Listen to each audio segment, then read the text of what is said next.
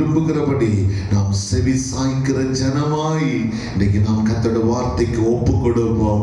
நிச்சயமாய் அப்பாவுடைய சமூகத்தில் இருந்து உங்களுக்கு எனக்கும் ஒத்தாசை வரும், உதவிகள் வரும், நன்மைகள் நடக்கும்.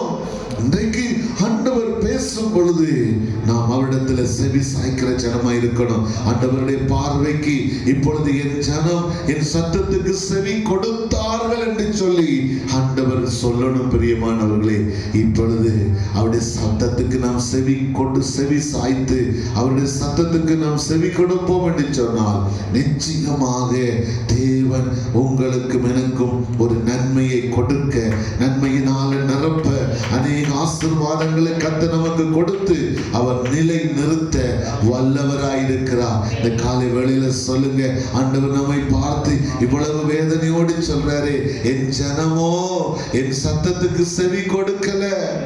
அதனாலதான் ஆண்டவர் திரும்ப திரும்ப சொல்றாரு, நீ செவி கொடுத்தால் நலமாயிருக்கும், நீ செவி கொடுத்தால் நலமாயிருக்கும். உன் வாழ்க்கையில செவி சாயுங்க. கர்த்தர் பேசும் பொழுது உங்களுடைய வார்த்தையை, கர்த்தருடைய வார்த்தையை நீங்க செவி சாய்த்து கேளுங்க, அது உங்களுக்கு நலமாயிருக்கும். ஆண்டவர் பேசும் பொழுது அதை கேட்க முடியாதபடி உங்கள் செவிகளை சத்துருவானவர் உங்கள் செவிகளை மந்தமாக்கி இருக்கலாம். ஒருவேளை ஆண்டவர் பேசும் பொழுது அது உங்களுக்கு கடினமாய் இருக்கலாம். ஆண்டவர் பேசும் பொழுது உங்களுக்கு ஒருவேளை அந்த வார்த்தைகளை ஏற்றுக்கொள்ளக்கூடிய மனப்பக்குவம் இல்லாமல் நீங்கள் இருக்கலாம். ஆனால் தேவ பிள்ளையே, அதனால உனக்கு நஷ்டம் உண்டாகும், அதனால உனக்குத்தான் பலவிதமான குறைவுகள் உண்டாகும், உனக்குத்தான் அதனால பலவிதமான இழப்புகள்.